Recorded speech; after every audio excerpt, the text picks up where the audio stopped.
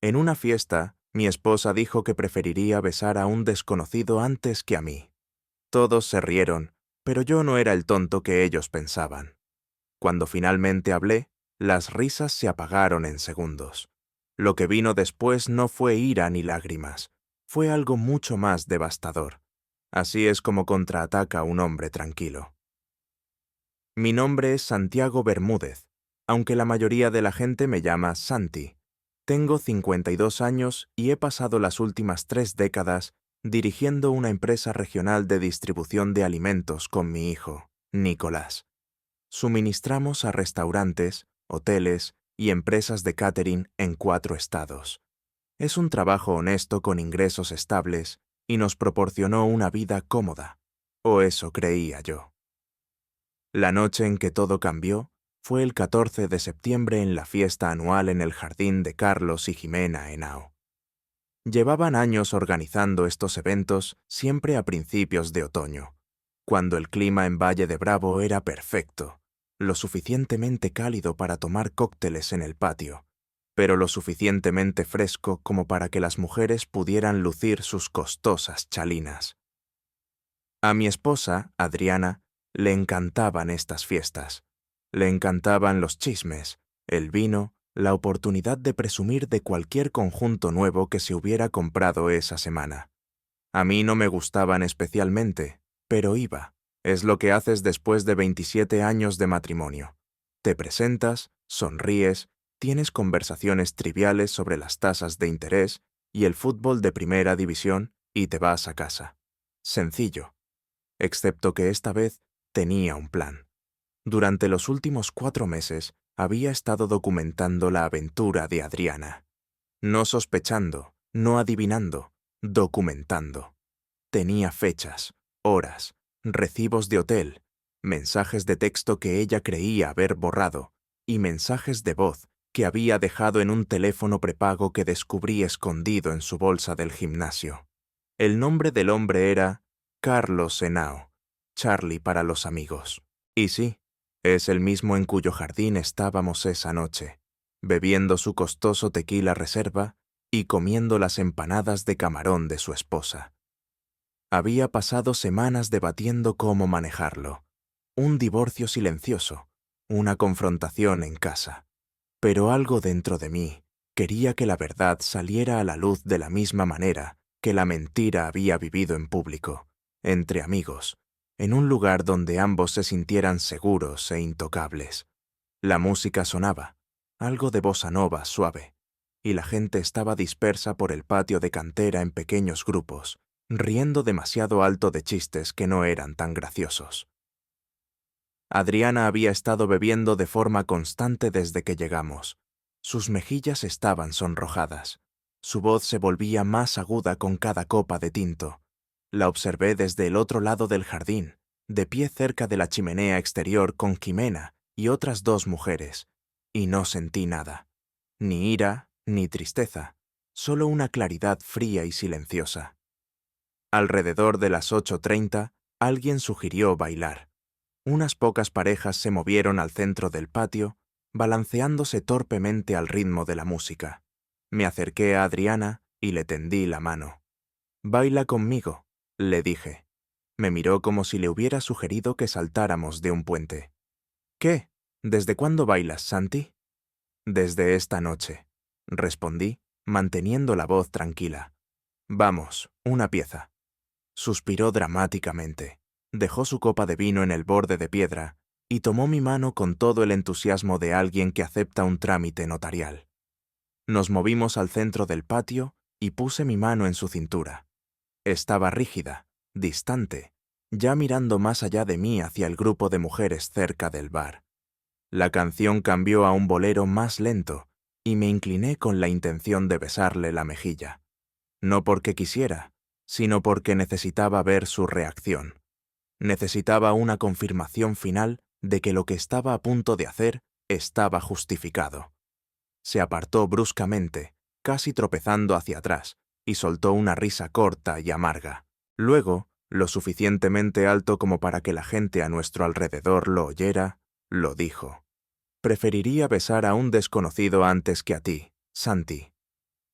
Las conversaciones cercanas se detuvieron. Algunas personas se giraron para mirar. Alguien se rió nerviosamente, sin saber si era una broma. Los labios de Adriana se curvaron en una sonrisa de suficiencia, disfrutando de la atención, disfrutando de la pequeña emoción de la humillación que acababa de infligirme. No me inmuté, simplemente la miré. Luego lentamente giré mi vista hacia Carlos Henao, que estaba de pie cerca del asador con una cerveza en la mano, observándonos con una extraña expresión congelada. Luego volví a mirar a Adriana y sonreí. No una gran sonrisa, solo una pequeña y fría. «Qué curioso», dije, mi voz tranquila y clara. «Pero Carlos no es un desconocido, ¿verdad?» El silencio que siguió fue absoluto. Incluso la música pareció desvanecerse en el fondo. El rostro de Adriana se puso pálido. La cerveza de Carlos resbaló ligeramente en su mano y dio un paso atrás como si la distancia pudiera protegerlo de lo que se avecinaba. Jimena, de pie a solo unos metros de distancia, miraba entre su esposo y mi esposa, su expresión cambiando de la confusión al horror naciente. Me volví hacia la multitud, manteniendo mi tono conversacional. 4 meses de visitas a hoteles, martes y jueves, principalmente el Gran Hotel de la zona sur. Habitación 214. Por si alguien tiene curiosidad, pagado con nuestra tarjeta de crédito conjunta, Adriana, no muy discreta. La boca de Adriana se abrió, pero no salió ningún sonido. Carlos se había quedado completamente blanco. Dejé mi bebida en la mesa más cercana. Hice un gesto educado con la cabeza a nadie en particular y caminé hacia la puerta. Detrás de mí podía oír los comienzos del caos, la voz de Jimena elevándose, alguien jadeando, Adriana gritando mi nombre en un tono que era mitad pánico, mitad furia. No miré hacia atrás. Subí a mi camioneta, arranqué el motor y me alejé, dejando a mi esposa de pie en un jardín lleno de gente que ahora sabía exactamente qué clase de mujer era. Fue la última vez que la mayoría de ellos me vieron como el hombre que solía ser. Esa noche no fui a casa.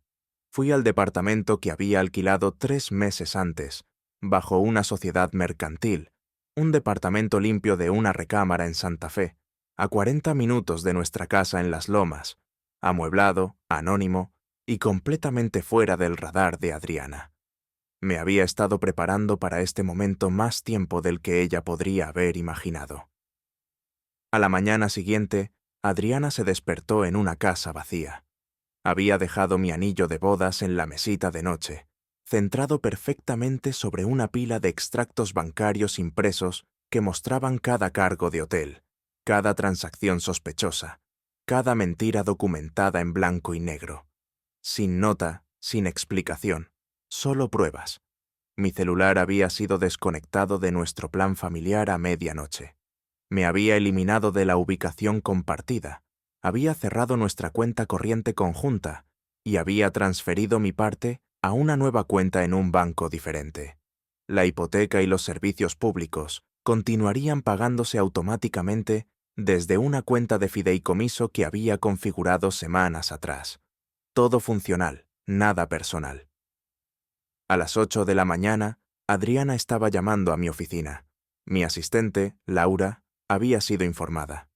«El señor Bermúdez ya no está en la empresa», dijo cortésmente. «No estoy autorizada a discutir su paradero». Eso no era del todo cierto. No había dejado la empresa, la había reestructurado. 2 semanas antes, transferí mi participación en la propiedad a un fideicomiso con Nicolás como principal beneficiario y gerente. Sobre el papel, me había jubilado. En realidad, simplemente había eliminado el acceso de Adriana a todo lo que había construido. Nico sabía lo que estaba pasando. Él había sido el primero en notar que algo andaba mal hacía 6 meses, cuando vio a Adriana almorzando con Carlos Henao en un restaurante a 2 pueblos de distancia. No estaban comiendo, se cogían de la mano sobre la mesa, riendo como adolescentes. Nico había venido a verme esa tarde en conflicto y enfadado, y me mostró la foto que había tomado con su celular. Fue entonces cuando empecé a construir mi estrategia de salida. Elena, nuestra hija, era otra historia. Vivía en Guadalajara, trabajaba en marketing y hablaba con su madre 2 veces por semana. Adoraba a Adriana, la veía como una mujer fuerte e independiente. Sabía que Elena se pondría del lado de su madre al principio, así que preparé un paquete de documentos para enviárselo cuando fuera el momento adecuado. Todavía no, pero pronto. Para el mediodía de ese primer día, Adriana había intentado llamarme 17 veces. Lo sé porque había desviado mi antiguo número a un servicio de buzón de voz para que transcribiera sus mensajes y me los enviara por correo electrónico. Leí cada uno de ellos. Pasaron de la confusión a la ira y a la desesperación en el lapso de 3 horas. Santi, ¿dónde estás? La gente está haciendo preguntas. Esto es ridículo. Necesitamos hablar como adultos. Me humillaste. Humillaste a Charlie y a Jimena. ¿Qué te pasa? Y finalmente, alrededor de las 2 de la tarde, por favor, solo vuelve a casa. Podemos arreglar esto. Borré cada mensaje sin responder. Las palabras eran su arma, no la mía. El silencio era mucho más efectivo. Esa tarde me reuní con mi abogado Felipe Guzmán en su despacho en el centro. Felipe había estado preparando los documentos de divorcio durante semanas y todo estaba listo. Presentamos la demanda esa noche, citando diferencias irreconciliables y adjuntando la evidencia de la aventura de Adriana como documentación de apoyo para la división de bienes. Según los términos de nuestro acuerdo prenupcial, Adriana no recibiría los papeles hasta dentro de 3 días. Para entonces, ya estaría viviendo en una realidad en la que yo ya no existía en ninguna forma que ella reconociera. 3 días después de la fiesta, Adriana finalmente comprendió la magnitud de lo que había hecho. Los papeles del divorcio llegaron por mensajero a las 10 de la mañana, entregados en nuestra puerta principal en un sobre prioritario que tuvo que firmar personalmente. Supe el momento exacto en que los abrió, porque mi celular sonó con una notificación de la cámara del timbre que había instalado meses atrás. Lo que Adriana encontró dentro no era solo una demanda de divorcio, era una autopsia financiera completa de nuestro matrimonio, específicamente de su relación con Carlos Henao. Felipe y yo habíamos pasado semanas construyendo este caso. Cada cargo de hotel en nuestra tarjeta de crédito conjunta cotejado con el conocido calendario de viajes de Carlos. Cada transferencia bancaria sospechosa desde nuestra cuenta de ahorros a lo que parecían ser inversiones comerciales legítimas, pero que en realidad eran sociedades pantalla que Carlos había creado. Adriana pensó que había sido lista escondiendo dinero en lo que parecía una oportunidad de inversión inmobiliaria que Carlos le había propuesto la primavera pasada. $87,000. Eso es lo que había movido al proyecto de desarrollo de Carlos en un periodo de 6 meses, siempre en incrementos lo suficientemente pequeños como para que pensara que no me daría cuenta. El proyecto no existía. La sociedad estaba registrada en un apartado postal en Panamá y Carlos era el único directivo. Cada dólar había ido a una cuenta en el extranjero que él había estado creando, un seguro para cuando finalmente dejara a Jimena. Pero esto es lo que Adriana no sabía. Yo lo había estado rastreando todo. Contraté a una contadora forense en mayo, una mujer tranquila llamada Patricia, que se especializaba en rastrear activos ocultos. Patricia había seguido el dinero a través de 3 empresas fantasma y 2 fronteras, documentando todo con la precisión de un cirujano. La solicitud de divorcio incluía el informe completo de Patricia. 83 páginas de pruebas financieras que demostraban que Adriana no solo había sido infiel, había sido cómplice en lo que equivalía a una malversación de sus bienes conyugales. Bajo nuestro acuerdo prenupcial, la infidelidad y la mala conducta financiera activaban una cláusula de pérdida total. Adriana no obtendría nada más allá de lo que la ley exigía como mínimo, e incluso eso sería disputado. Al mediodía, Adriana estaba en la oficina de Felipe exigiendo verme. La secretaria de Felipe me llamó desde la recepción. La señora Bermúdez está aquí, dijo con su voz profesionalmente neutra. Está bastante alterada. Insiste en hablar con usted. Dígale que no estoy disponible, respondí con calma, y recuérdele que toda comunicación debe pasar por su abogado una vez que contrate uno. Esa tarde, Adriana contrató a Mario Fernández, un agresivo abogado de divorcios conocido por defender a esposas adineradas en separaciones contenciosas. Mario era caro, ruidoso y eficaz, pero no estaba preparado para lo que yo había construido. El mismo día que Adriana contrató a Mario, recibí una llamada de Jimena Henao. Su voz temblaba apenas contenida. «Santi, necesito saber algo», dijo. «¿Cuánto tiempo llevaba pasando esto?» Le dije la verdad. 11 meses, según el recibo de hotel más antiguo que había encontrado. Jimena se quedó en silencio durante casi 30 segundos. Luego dijo en voz baja: «Mañana presento la demanda. Quería que supieras que Carlos tampoco tendrá dónde esconderse. 2 matrimonios terminando simultáneamente. Y Carlos Henao, el hombre que se creía lo suficientemente listo como para manejar a 2 mujeres y un esquema financiero, estaba a punto de perderlo todo». Días después de que se entregaran los papeles, le envié a Elena el paquete. Entrega al día siguiente a su departamento en Guadalajara. Se requería firma. Dentro había una tableta completamente cargada con una única carpeta en el escritorio, etiquetada como la verdad. La carpeta contenía todo: fotos con fecha y hora de Adriana y Carlos entrando en hoteles, extractos de tarjetas de crédito con los cargos resaltados, registros de mensajes de texto recuperados de la copia de seguridad en la nube de Adriana, que ella había olvidado que existía, y mensajes de voz que Adriana había dejado en el teléfono de Carlos. Mensajes que el equipo de Patricia había obtenido legalmente a través de una citación durante la investigación financiera. El peor mensaje era de marzo, 3 semanas antes del cumpleaños de Elena. La voz de Adriana, jadeante y emocionada. «No puedo esperar a que esto termine. Una vez que Santi firme los papeles de la inversión, tendremos suficiente para desaparecer por un tiempo. Quizás 6 meses en Europa, como hablamos. Dios, estoy tan cansada de hacer el papel de esposa devota». No llamé a Elena después de enviárselo. No le envié un mensaje de texto. Simplemente esperé. 2 días después, sonó mi celular. El nombre de Elena apareció en la pantalla. Respondí al tercer timbre.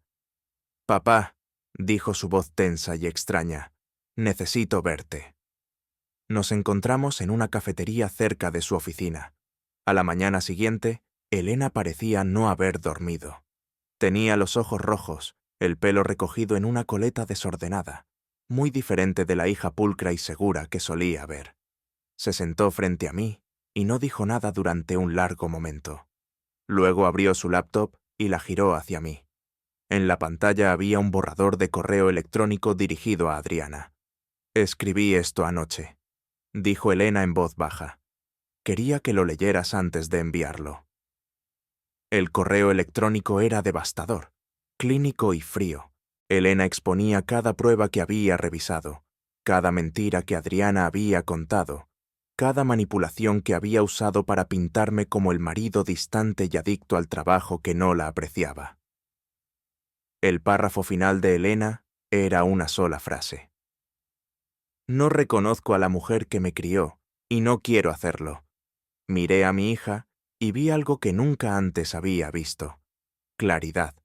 La ilusión de su madre perfecta se había hecho añicos, y Elena estaba mirando los pedazos tratando de entender como no se había dado cuenta».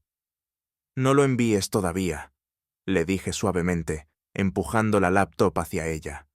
«Tu madre intentará explicarse, justificarse, convertirte en la villana por elegirme a mí. Deja que te muestre exactamente quién es antes de responder. Necesitarás verlo por ti misma». Elena asintió lentamente. Luego cerró la computadora. «Nico me dijo que planeaste esto durante meses», dijo. «Dijo que nos estabas protegiendo. Estaba protegiéndonos a todos». Respondí, incluida tu madre, de sí misma. Elena extendió la mano sobre la mesa y tomó la mía. Siento no haberlo visto antes, papá. No se suponía que lo vieras, dije. Ese era el punto. El mundo de Adriana comenzó a desmoronarse de formas que no anticipaba. La fiesta en el jardín no solo había expuesto su aventura, había detonado su estatus social en una comunidad donde la reputación era la moneda de cambio. En una semana, las invitaciones cesaron. El club de lectura semanal al que había asistido durante 6 años, de repente tenía conflictos de agenda. El comité benéfico que presidía para la recaudación de fondos del hospital le solicitó amablemente que renunciara, citando recientes acontecimientos personales que podrían distraer de su misión. Incluso su instructora de yoga, una mujer que consideraba una amiga cercana, dejó de responder a sus mensajes. Lo vi suceder a través de Nicolás, que todavía tenía conexiones con ese mundo a través de su novia, Sofía. La madre de Sofía estaba en el círculo social de Adriana, y los chismes fluían libremente. Aparentemente, Jimena Henao había solicitado el divorcio 3 días después de la fiesta, y había sido brutalmente honesta con sus amigos en común sobre la aventura de Carlos con Adriana. El enredo financiero, las mentiras, todo se hizo de conocimiento público en 48 horas. El propio Carlos había desaparecido. Según las fuentes de Nicolás, se había mudado de su casa la misma noche de la fiesta y vivía en un hotel ejecutivo cerca del aeropuerto. Su negocio, una consultoría que dependía en gran medida de las conexiones locales y la reputación, estaba perdiendo clientes a raudales. 2 de sus cuentas más grandes habían rescindido sus contratos en una semana, citando preocupaciones sobre el juicio profesional. Jimena, mientras tanto, había contratado a una de las abogadas de divorcio más agresivas de la capital. Había congelado sus cuentas conjuntas, presentado órdenes de restricción que impedían a Carlos acceder a ciertos activos, y lo más devastador, había enviado una carta detallada a la junta directiva del Club Campestre, donde Carlos había sido socio durante 15 años. La membresía de Carlos fue suspendida a la espera de una revisión, lo que en su mundo era esencialmente el exilio social. Pero el verdadero golpe para Adriana vino de una fuente inesperada, su empleador.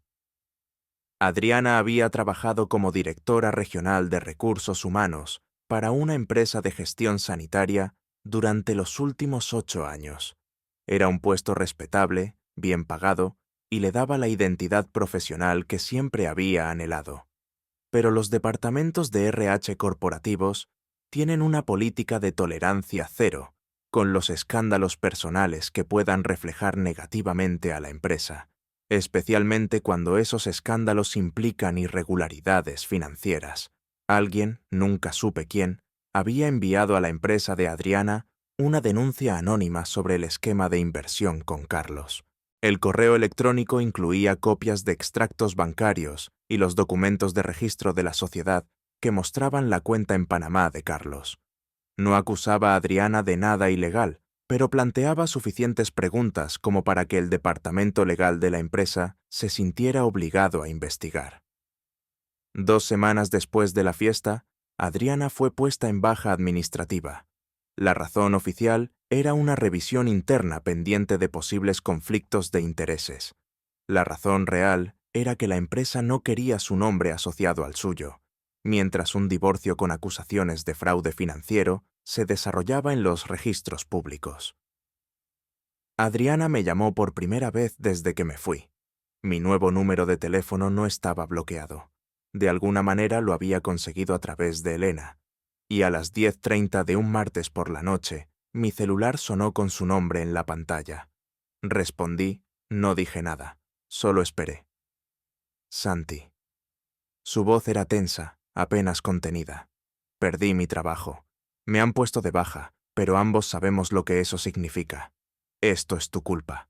Destruiste mi reputación. Documenté la verdad. Dije con calma. Lo que hiciste con Carlos, el dinero que escondiste, esas son tus elecciones. Yo solo me aseguré de que la gente lo supiera. Eres un hombre vengativo y cruel, dijo Adriana, su voz elevándose. Me humillaste delante de todos los que conocemos. Pusiste a nuestros hijos en mi contra, y ahora me has costado mi carrera. Te costaste tu propia carrera. Respondí ecuánime en el momento en que decidiste robar de nuestro matrimonio para financiar el plan de escape de Carlos. Yo no hice eso. Tú lo hiciste. Hubo un largo silencio. Luego la voz de Adriana volvió más fría. Ahora esto no ha terminado, Santi. Mario dice que podemos luchar contra el acuerdo prenupcial. Podemos demostrar que me manipulaste para que lo firmara. Buena suerte con eso, dije y colgué la llamada. No bloqueé su número. Quería que supiera que podía contactarme, pero que no tenía interés en nada de lo que tuviera que decir. 3 meses después de la fiesta en el jardín, hice algo que Adriana nunca esperó. Organicé un evento benéfico. La ocasión era la dedicación de una nueva ala pediátrica en el Hospital del Norte, financiada en parte por una donación que hice en nombre de mis padres. $50,000 donados a través del fideicomiso familiar que Nicolás y yo habíamos establecido cuando reestructuré el negocio. Fue una contribución significativa, suficiente para justificar una gala formal y un reconocimiento público. No lo hacía por ser noble, lo hacía para dejar clara una cosa. La lista de invitados incluía a todas las personas que habían estado en la fiesta de Carlos y Jimena, además del círculo social más amplio que Adriana había pasado años cultivando. Médicos, empresarios, líderes comunitarios, todas las personas cuyas opiniones importaban en su mundo. El evento era de etiqueta rigurosa. Se celebró en el Hotel Four Seasons con una subasta en vivo y un programa que incluía discursos de los administradores del hospital y familias agradecidas. Nicolás y Elena asistieron de pie a mi lado mientras saludábamos a los invitados en el salón de recepción. Elena había volado desde Guadalajara específicamente para el evento y estaba deslumbrante con un vestido azul marino que me recordaba a su madre a esa edad. Pero a diferencia de Adriana, la elegancia de Elena venía con sustancia. Había pasado los últimos 3 meses, como voluntaria, en una clínica infantil en su tiempo libre. Inspirada, me dijo, por el deseo de hacer algo significativo después de ver cómo su madre había desperdiciado tanto. Sofía, la novia de Nicolás, también estaba allí. Una chica dulce, trabajaba como maestra, exactamente el tipo de persona que Nico necesitaba. Estable, honesta, amable. Los 4 estábamos juntos cerca de la entrada, un frente unido, y observé cómo la gente se acercaba, ofreciendo felicitaciones y admiración. Tu familia debe estar muy orgullosa, dijo una mujer que reconocí vagamente del club campestre. Lo estamos, respondió Elena con suavidad, su mano descansando en mi brazo. Papá siempre ha creído en devolver a la comunidad. Es una de las cosas que más admiro de él. El contraste no pasó desapercibido para nadie. Aquí estaba yo, el marido abandonado, invirtiendo en la salud de los niños y de pie junto a mis hijos, que claramente me respetaban y apoyaban. ¿Y dónde estaba Adriana, notablemente ausente, su nombre visiblemente omitido del programa, su exilio social completo? Durante los discursos, la directora general del hospital, la doctora Margarita Salas, tomó el micrófono y agradeció a los donantes por su nombre. Cuando mencionó el fideicomiso familiar Bermúdez, la sala aplaudió y me levanté brevemente para reconocerlo. El aplauso fue genuino, cálido y se sintió como una reivindicación. Después, durante la recepción de cócteles, Jimena Henao se me acercó. Se veía diferente a como estaba en su fiesta, más delgada, más severa, pero había una fuerza en su expresión que no estaba allí antes. Santi, dijo extendiendo su mano, gracias por invitarme esta noche. Es un evento precioso. Le estreché la mano. Me alegro de que pudieras venir.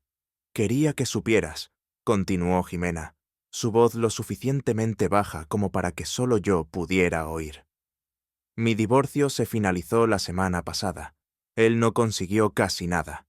El acuerdo prenupcial que le hice firmar hace 12 años se mantuvo perfectamente. Me alegro, dije, y lo decía en serio. Hiciste lo correcto, Jimena añadió, al marcharte como lo hiciste, sin involucrarte en el drama. He tomado nota de tu estrategia. Asentí. A veces la mejor respuesta es el silencio y el éxito, dijo Jimena mirando alrededor del elegante salón de baile. Así es como se gana, Santi. No luchando, sino construyendo algo mejor. Tenía razón. Adriana había esperado que me derrumbara, que suplicara, que luchara con ella públicamente. En lugar de eso, desaparecí. Reestructuré mi vida y resurgí más fuerte, más respetado y rodeado de las personas que realmente importaban. 6 meses después de haber salido de esa fiesta en el jardín, Adriana finalmente forzó una reunión cara a cara, no a través de abogados, no a través de intermediarios, sino presentándose en la oficina de Nico sin avisar un martes por la tarde. Nico me llamó de inmediato. «Papá, mamá está aquí». Su voz era tensa. «Exige verte. Dice que no se irá hasta que hables con ella». Estaba a 20 minutos de distancia almorzando con un proveedor. «Estaré allí en 15», le dije. «Manténla en la sala de juntas. No dejes que se acerque a ningún archivo o computadora». Cuando llegué, Nicolás estaba de pie fuera de la sala de juntas con aspecto incómodo. A través de la pared de cristal pude ver a Adriana sentada a la mesa, su postura rígida, sus manos entrelazadas frente a ella. Parecía más delgada de lo que recordaba, más dura de alguna manera, como si los últimos meses le hubieran arrancado algo esencial. Entré y cerré la puerta detrás de mí. No me senté, simplemente me quedé cerca de la puerta con los brazos cruzados. Adriana me miró y por un momento vi algo parpadear en sus ojos. Arrepentimiento, quizás agotamiento. Pero luego su mandíbula se tensó y la familiar rebeldía regresó. «Necesitamos hablar», dijo. «Nos estamos comunicando a través de nuestros abogados», respondí con calma. «Ese fue el acuerdo. No me importa el acuerdo, Santi. Necesito que me escuches». Su voz era tensa, apenas contenida. «Has destruido todo. Mi trabajo, mis amigos, mi relación con nuestros hijos. Desmantelaste sistemáticamente toda mi vida. Documenté tu aventura y el dinero que robaste», dije ecuánime. «Todo lo que ocurrió después fue consecuencia de tus elecciones, no de mis acciones». «Carlos me manipuló», dijo Adriana inclinándose hacia adelante. «Me dijo que la inversión era legítima. Me mostró papeles, proyecciones. No sabía que era falso». «¿Sabías que estabas escondiéndome dinero?», repliqué. «Sabías que te reunías con él en hoteles cada semana. Sabías exactamente lo que estabas haciendo». Adriana se levantó bruscamente, su silla raspando contra el suelo. «Me humillaste delante de todos los que conocemos. Podrías haber manejado esto en privado, pero elegiste destruirme públicamente. Te humillaste a ti misma», dije, mi voz aún tranquila. «Yo solo me aseguré de que la gente supiera la verdad. Y la verdad es que pasaste 11 meses mintiéndome, robando de nuestro matrimonio y planeando desaparecer con el marido de otra mujer. Lo amaba», dijo Adriana, y por primera vez su voz se quebró ligeramente. «Sé que eso no excusa lo que hice, pero lo amaba, y él me amaba a mí». «¿Carlos amaba tu dinero?», dije sin rodeos. «Estaba creando una cuenta en el extranjero para escapar de su esposa, y tú eras su fuente de financiación». Patricia rastreó cada dólar. «Nunca tuvo la intención de quedarse contigo, Adriana. Te estaba utilizando». Me miró fijamente y vi el momento en que la última ilusión se hizo añicos. Su rostro se puso pálido y se sentó lentamente, como si sus piernas ya no pudieran sostenerla. «Eso no es verdad», susurró. «Lo es», dije en voz baja, «y en algún lugar muy dentro de ti ya lo sabías». El silencio se extendió entre nosotros, pesado e incómodo. Entonces, Adriana me miró con una expresión que no había visto en años: vulnerabilidad. ¿Qué pasa ahora?, preguntó. El divorcio sigue su curso, dije. Obtienes lo que el acuerdo prenupcial permite, que no es mucho dadas las circunstancias. Sigues adelante con la vida que puedas construir, y dejamos de fingir que tenemos algo más que decirnos. Los niños me odian, dijo Adriana, su voz apenas audible. Los niños están decepcionados contigo, corregí. Hay una diferencia.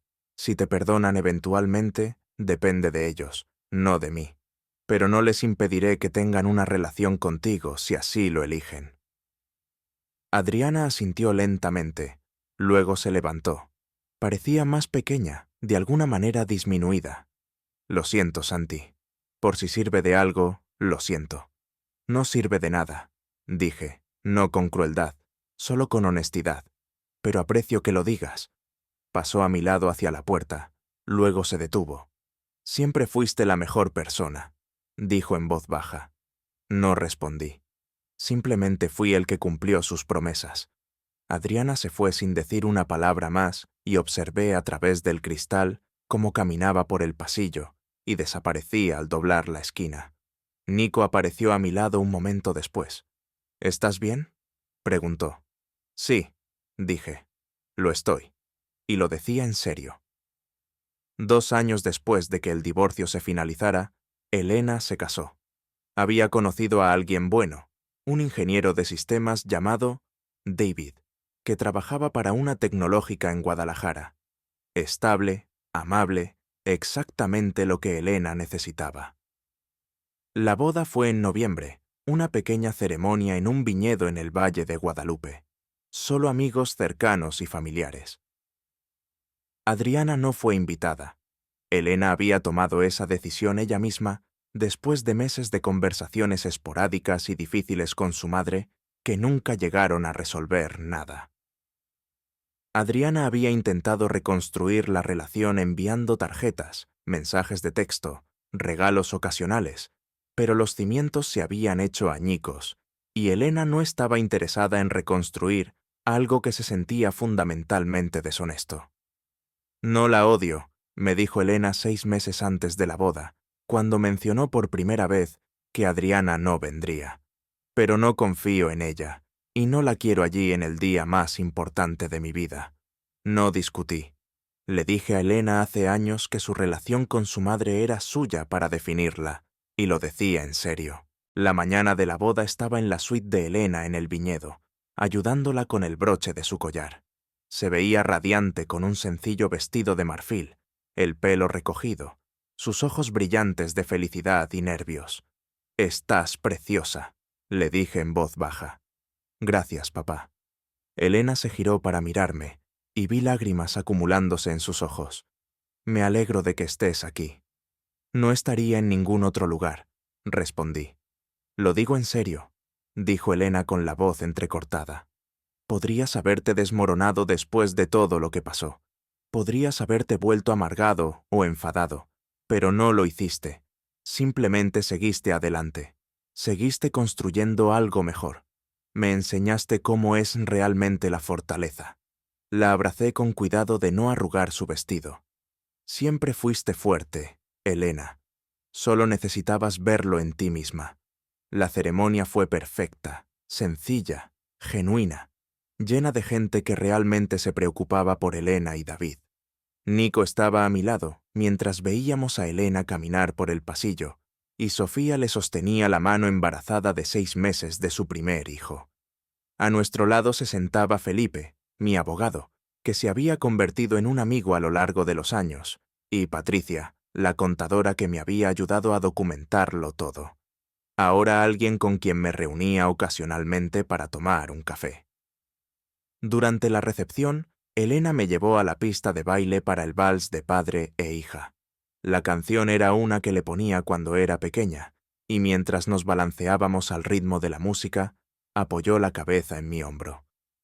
«¿Alguna vez piensas en ella?», preguntó Elena en voz baja. «¿Tu madre?» «Sí, a veces», admití, «pero no de la manera que podrías pensar. No la extraño. Simplemente me pregunto si alguna vez descubrió quién era realmente». «Me llamó la semana pasada», dijo Elena.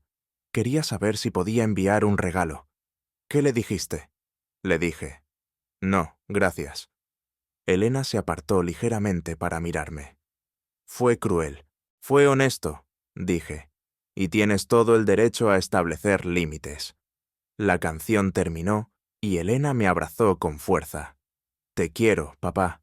Gracias por enseñarme lo que es la integridad. Yo también te quiero, cariño. Más tarde, mientras la noche terminaba y los invitados comenzaban a irse, me quedé en la terraza con vistas a los viñedos, con un vaso de ron añejo en la mano. Nico se unió a mí aflojándose la corbata. Buen día, dijo el mejor. Asentí y yo hemos estado hablando, dijo Nico después de un momento. Cuando nazca el bebé, queremos ponerle el nombre del abuelo. Si es un niño, quiero decir, miré a mi hijo, este joven, que había estado a mi lado en todo, que me había ayudado a reconstruir, que se había convertido en el tipo de persona a la que estaba orgulloso de llamar familia. A él le habría encantado, dije. Nos quedamos allí en un cómodo silencio, viendo el sol ponerse sobre las sierras, rodeados de la familia que habíamos elegido y construido, tan alejados del caos de aquella fiesta en el jardín de hacía 2 años que parecía otra vida. ¿Por qué lo era? La audiencia final del divorcio tuvo lugar en una mañana gris de marzo. Casi 3 años después de aquella fiesta en el jardín, la sala del tribunal era pequeña, utilitaria, con luces blancas que hacían que todo pareciera descolorido y estéril. Llegué temprano con Felipe, vistiendo un traje oscuro y llevando un portafolio de piel que no contenía nada que realmente necesitara. Todo lo relevante ya había sido presentado semanas atrás. Adriana llegó 10 minutos antes de la hora programada para la audiencia. Estaba sola. Mario Fernández se había retirado de su caso 6 meses antes, citando diferencias irreconciliables con el cliente, que era la forma en que los abogados decían: «Mi cliente no entra en razón». Adriana había pasado por 2 abogados más desde entonces, antes de finalmente representarse a sí misma, lo que Felipe me había advertido que era un desastre en ciernes. Se veía diferente, más vieja, obviamente, pero más que eso, había una dureza en sus rasgos ahora, una tensión permanente alrededor de sus ojos y boca que no estaba allí antes. Había perdido peso, demasiado, y su ropa le quedaba holgada. No hablamos ni hicimos contacto visual, simplemente nos sentamos en lados opuestos de la sala y esperamos. La jueza Marisol Hernández entró a las 9 en punto. Tenía unos 60 años, cabello gris acero y una reputación de eficiencia sin rodeos. Revisó el expediente brevemente, luego nos miró a ambos por encima de sus lentes de leer. Esta es la audiencia final para la disolución del matrimonio entre Santiago Bermúdez y Adriana Bermúdez, dijo. He revisado todos los documentos presentados, incluidas las declaraciones financieras, el acuerdo prenupcial y la evidencia de mala conducta conyugal.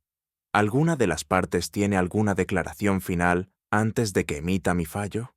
Adriana se puso de pie. Su señoría, me gustaría solicitar un aplazamiento más para solicitud denegada. Interrumpió la jueza Hernández, no con crueldad, pero con firmeza. Sra Bermúdez ha tenido 3 años y múltiples abogados para preparar su caso. Procedemos hoy. Adriana se sentó con la mandíbula apretada. La jueza pasó los siguientes 20 minutos describiendo su decisión. El acuerdo prenupcial era válido y exigible. La aventura de Adriana y la mala conducta financiera constituían incumplimientos materiales del contrato matrimonial. La división de bienes procedería según los términos del acuerdo prenupcial. Adriana recibiría un pago único de $5,000, su vehículo personal y cualquier propiedad personal que hubiera aportado al matrimonio. Todo lo demás, la casa, el negocio, las cuentas de inversión, la propiedad del lago, permanecía conmigo o en el fideicomiso familiar que había establecido con los niños. Adriana también sería responsable de la mitad de los 7,000 que había invertido con Carlos Henao, ya que el tribunal lo consideraba una deuda personal incurrida a través de sus acciones. Cuando la jueza Hernández terminó, nos miró a ambos. El matrimonio queda disuelto. Ambos son libres de seguir adelante con sus vidas. Les sugiero encarecidamente que lo hagan sin más contacto, a menos que sea absolutamente necesario. Golpeó su mazo una vez y todo terminó. Adriana se levantó y salió de inmediato, sin mirarme a mí ni a Felipe. La vi irse y no sentí nada, ni satisfacción, ni reivindicación, solo una tranquila sensación de finalización. Fuera del juzgado, Felipe me estrechó la mano. Se acabó, Santi. Ya puedes cerrar este capítulo. Lo cerré hace 3 años. Dije, esto era solo el papeleo poniéndose al día. Conduje a casa de Nicolás después.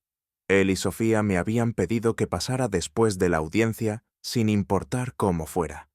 Cuando llegué, Elena también estaba allí. Había volado desde Guadalajara esa mañana. Nico estaba asando carne en el patio trasero, mientras Sofía sostenía a su hijo de 6 meses, Patricio, llamado así por mi padre. ¿Cómo fue?, preguntó Elena cuando entré por la puerta. Ha terminado, dije simplemente. Elena me abrazó con fuerza. Bien, te mereces haber acabado con todo eso. Pasamos la tarde juntos, los 4, más Patricio, comiendo buena comida y hablando de cosas normales, cosas futuras. Nico y Sofía estaban buscando casas en una zona escolar mejor. Elena y David estaban pensando en volver a la capital ahora que la empresa de David había abierto una oficina en Reforma. El negocio estaba creciendo y yo me estaba retirando gradualmente, dejando que Nicolás tomara el liderazgo mientras me concentraba en ser abuelo y tal vez en viajar un poco. Mientras el sol comenzaba a ponerse, proyectando largas sombras por el jardín, sostuve a Patricio mientras Sofía y Elena limpiaban dentro. Nico se sentó a mi lado en los escalones del porche. ¿Alguna vez te arrepientes de cómo lo manejaste?, preguntó en voz baja. El marcharte como lo hiciste, la confrontación pública, todo eso lo pensé por un momento. Consideré realmente la pregunta. Luego negué con la cabeza. No protegí lo que importaba. Los protegí a ti y a Elena, y la vida que construimos. Tu madre tomó sus decisiones y yo tomé las mías. No me arrepiento de haberme defendido. Bien, dijo Nicolás, porque estoy orgulloso de cómo lo manejaste. Me enseñaste lo que significa tener agallas. Miré a mi hijo, este buen hombre, que había estado a mi lado en todo momento, y me sentí agradecido, no por lo que había sucedido, sino por lo que habíamos construido a pesar de ello. Si me hubieras dicho hace 5 años que estaría de pie en Punta Mita, viendo el amanecer sobre el Pacífico con una mujer que conocí en una recaudación de fondos de un hospital, me habría reído. Pero ahí es exactamente donde me encontré una mañana a finales de verano, y por primera vez en más tiempo del que podía recordar, me sentí genuinamente contento.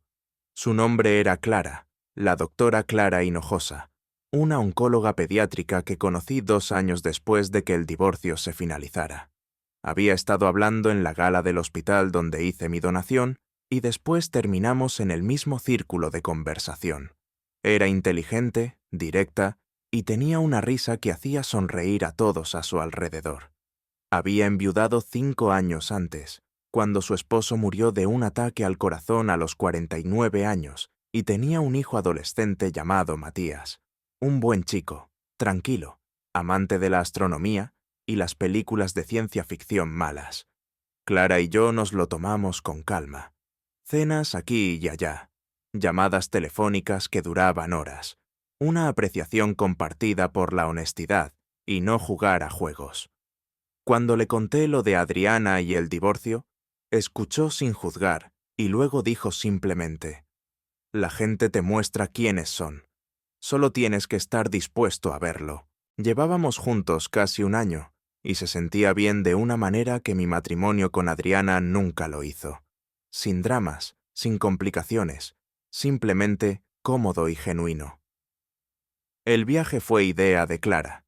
Tenía una pequeña villa que sus padres le habían dejado justo en la playa y me había invitado a pasar una semana allí. Matty estaba en un campamento de ciencias y teníamos el lugar para nosotros solos. Pasamos los días caminando, leyendo, cocinando juntos y hablando de todo y de nada. Esa mañana, mientras estábamos en el muelle viendo el amanecer, Clara se apoyó en mí y dijo: «Me alegro de que estés aquí». «Yo también», respondí diciéndolo completamente en serio. «Elena me llamó ayer», dijo Clara casualmente. Me preguntó si me gustaría ir de compras con ella el mes que viene para el bautizo. La primera hija de Elena y David, una niña a la que llamaron Sofía, iba a ser bautizada en octubre, y Elena le había preguntado a Clara si quería ser su madrina. Era la forma de Elena de mostrar aceptación, de dar la bienvenida a Clara a la familia. «¿Qué le dijiste?», pregunté. «Le dije que sí, obviamente». Sonrió Clara. «Tu hija es maravillosa, ¿sabes? Aprendió viéndote a ti», dije. Y Clara se rió. «Qué halagador». Nos quedamos allí hasta que el sol salió por completo y luego volvimos a la villa a tomar café y los chilaquiles que Clara insistía en hacer desde cero. Más tarde esa semana, Nicolás llamó con noticias. Él y Sofía estaban embarazados de nuevo, y esta vez esperaban gemelas. Niñas. Nico sonaba a la vez aterrorizado y eufórico. «Papá, no sé si estoy listo para 3 niños menores de 3 años», dijo riendo nerviosamente. «Nadie está nunca listo», le dije. «Simplemente lo resuelves sobre la marcha». La semana en la playa terminó demasiado rápido, pero cuando Clara y yo volvimos a la ciudad, no fue con tristeza, fue con planes, más viajes, vacaciones juntos, quizás eventualmente combinar hogares cuando Matías se graduara de la prepa en 2 años. La vida se había convertido en algo que esperaba con ilusión de nuevo, no en algo que soportaba o gestionaba.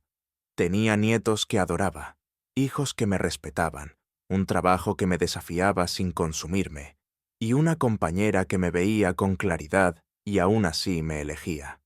Adriana existía en algún lugar por ahí, viviendo la vida que hubiera logrado construir. Ya no pensaba en ella a menudo, y cuando lo hacía era con una curiosidad lejana, en lugar de ira o arrepentimiento. Ella había tomado sus decisiones, había vivido con las consecuencias, y yo había seguido adelante por completo. En mi cumpleaños 57, 5 años después de aquella fiesta en el jardín, me desperté en mi propia casa, la que compré después de vender la casa que Adriana y yo habíamos compartido. Clara estaba a mi lado, y abajo podía oír a Elena y David preparando a Sofía, mientras Nico lidiaba con Patricio, y Sofía se las arreglaba con las gemelas. Era un caos precioso, y era mío.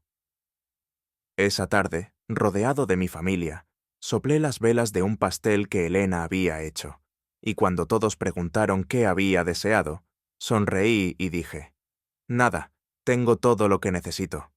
Y lo decía en serio. La vida que había construido después de Adriana no era perfecta, pero era honesta y estaba llena de gente que valoraba las mismas cosas que yo. Integridad, lealtad, respeto, los fundamentos que deberían haber estado allí desde el principio. A veces la mejor venganza no es la venganza en absoluto. Es construir algo tan bueno, tan sólido, que el pasado se vuelve irrelevante. Y eso es exactamente lo que había hecho.